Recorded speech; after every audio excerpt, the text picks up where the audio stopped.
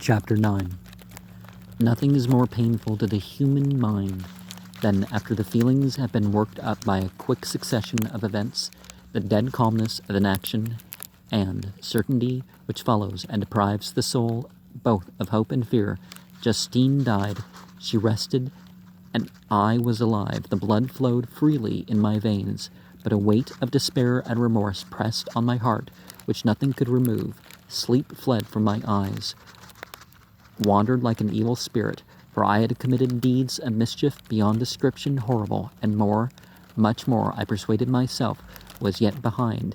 Yet my heart overflowed with kindness and the love of virtue. I had begun life with benevolent intentions, and thirsted for the moment when I should put them in practice and make myself useful to my fellow beings. Now all was blasted instead of that serenity of consciousness which allowed me to look back on the past with self-satisfaction, and from thence to gather promise of new hopes. I was seized by remorse and the sense of guilt which hurried me away to a hell of intense tortures, such as no language can describe. The state of mind preyed upon my health, which had perhaps never entirely recovered from the first shock it had sustained. I shunned the face of man. All sound of joy or complacency was torture to me. Solitude was my only consolation, deep, dark, death-like solitude. My father observed with pain the alteration perceptible in my disposition and habits, endeavored by arguments deduced from the feelings of his serene consciousness and guiltless life,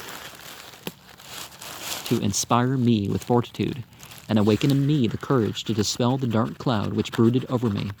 "Do you think, Victor," said he, "that I do not suffer also? No one could love a child more than I loved your brother." Tears came into his eyes as he spoke. But it is not a duty to the survivors that we should refrain from augmenting their unhappiness by an appearance of immoderate grief. It is also a duty owed to yourself, for excessive sorrow prevents the improvements or enjoyment or even discharge of daily usefulness, without which no man is fit for society. This advice, although good, was totally inapplicable to my case. I should have been the first to hide my grief and console my friends, if remorse had not mingled its bitterness, and terror its alarm, with my other sensations. Now I could only answer my father with a look of despair and endeavor to hide myself from his view. About this time we retired to our house at Bellerive. This change was particularly agreeable to me. The shutting of the gates regularly at 10 o'clock, and the impossibility of remaining on the lake after that hour, rendered our residence within the walls of Geneva very irksome to me. I was now free. Often, after the rest of the family had retired for the night, I took the boat and passed many hours upon the water. Sometimes with my sails set, I was carried by the wind, and sometimes after rowing into the middle of the lake, I left the boat to pursue its own course, and gave way to my own miserable reflections. I was often tempted when all was at peace around me, and I the only unquiet thing that wandered restless in a scene so beautiful and heavenly, if I except some bat or the frogs, whose harsh and interrupted croaking was heard only when I approached the shore. Often, I say, I was tempted to plunge into the silent lake, that the waters might close over me and my calamities forever, but I was restrained when I thought of the heroic and suffering Elizabeth, whom I tenderly loved, and whose existence was bound up in mine. I thought also of my father and surviving brother. Should I, by my base desertion, leave them exposed and unprotected to the malice of the fiend whom I had let loose among them?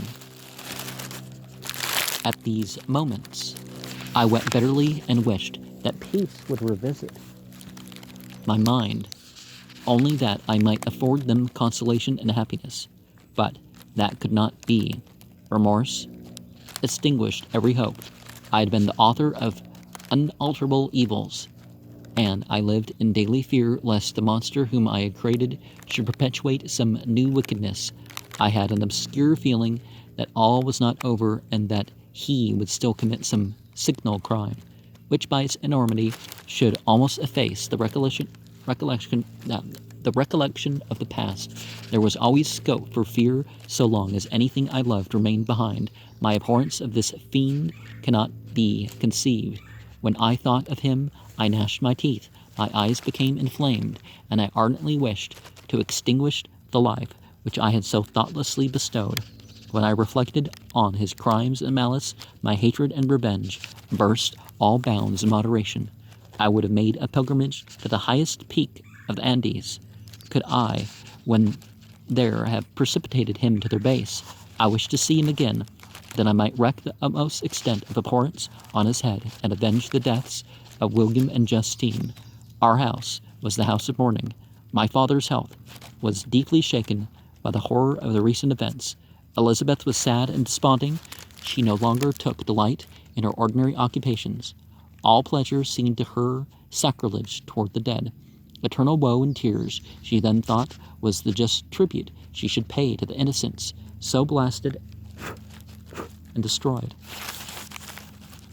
She was no longer that happy creature who in earlier youth wandered with me on the banks of the lake and talked with ecstasy of our future prospects.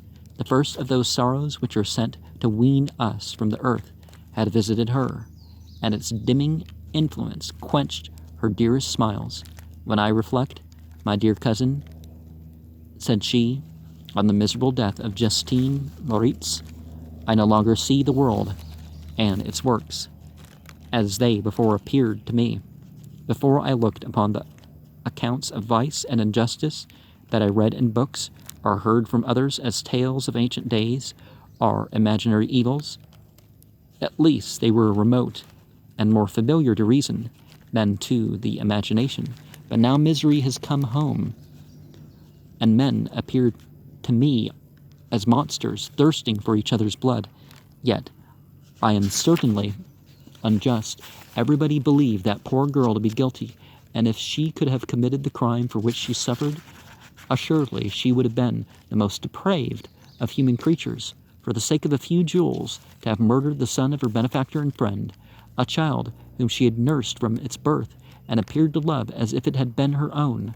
I could not consent to the death of any human being, but certainly I should have thought such a creature unfit to remain in the society of men.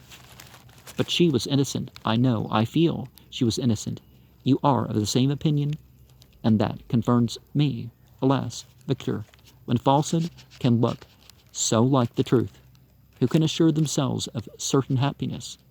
I feel as if I were walking on the edge of a precipice, towards which thousands are crowding and endeavoring to plunge me into the abyss. William and Justine were assassinated, and the murderer escapes. He walks about the world free, and perhaps respected. But even if I were condemned to suffer on the scaffold for the same crimes, I would not change places with such a wretch. I listened to this discourse with the extremest agony. I, not indeed, but effect, was a true murderer. Elizabeth read my anguish in my countenance, and kindly taking my hand, said, "My dearest friend, you must calm yourself. These events have affected me, God knows how deeply, but I am not so wretched as you are. There is an expression of despair and sometimes of revenge in your countenance that makes me tremble. Dear Victor, banish these dark passions. Remember that the friends around you, who center all their hopes in you, have we lost that power of rendering you happy. Ah, while we love, while we are true to each other, here in this land of peace and beauty, your native country, we may reap every tranquil blessing. What can disturb our peace? And could not such words from her whom I fondly prized before every other gift of fortune suffice to chase away the fiend that lurked in my heart? Even as she spoke, I drew near to her as if in terror, lest that very moment the destroyer had been near to rob me of her. Thus, not the tenderness of friendship, nor the beauty of earth, nor of heaven could redeem my soul from woe. The very accents of love were ineffectual. I was encompassed by a cloud which no beneficial influence could penetrate. The wounded deer, dragging its fainting limbs to some untrodden brake, there To gaze upon the arrow which had pierced it, and to die, was but a type of me.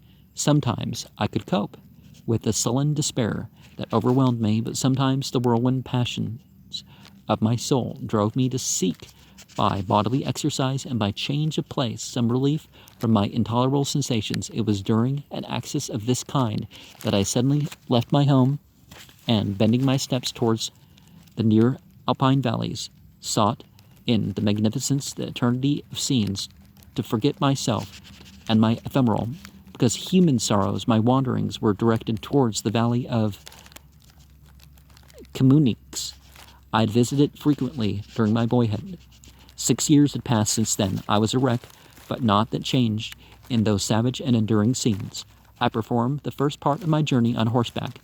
I afterwards hired a mule, as the more sure-footed and least liable to receive injury on these rugged roads. The weather was fine. It was about the middle of the month of August, nearly 2 months after the death of Justine, that miserable epoch from which I dated all my woe. The weight upon my spirit was sensibly lightened as I plunged yet deeper in the ravine of Arve.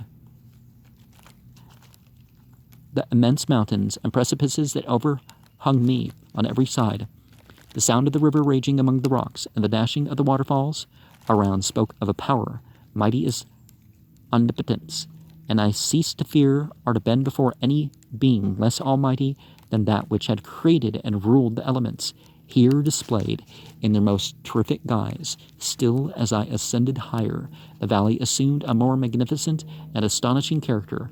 Ruined castles hanging on the precipices of piny mountains, the impetuous Arve, and cottages every here and there peeping forth from among the trees, formed a scene of singular beauty, but it was augmented and rendered sublime by the mighty Alps, whose white and shining pyramids and domes towered above all as belonging to another earth, the habitations of another race of beings. I passed the bridge of Pellissier, where the ravine which the river forms opened before me, and I soon began to ascend the mountains that overhangs it. Soon after, I entered the valley of Communiques. This valley is more wonderful and sublime, but not so beautiful and picturesque as that of Cerveaux,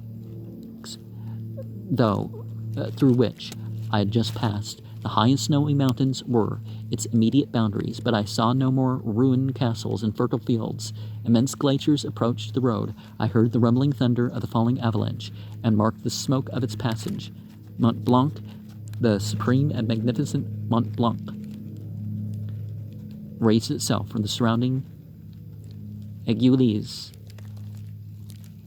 and its tremendous dome overlooked the valley. A tingling, long-lost sense of pleasure often came across me during this journey. Some turn in the road, some new object suddenly perceived and recognized, reminded me of days gone by, and were associated with the light-hearted gaiety of boyhood. The very winds whispered in soothing accents, and maternal nature bade me weep no more. Then again the kindly influence ceased to act. I found myself fettered again to grief and indulging in all the misery of reflection, and then I spurred on my animal, striving so to forget the world, my fears, and more than all myself, or in a more desperate fashion. I alighted and threw myself on the grass, weighed down by horror and despair.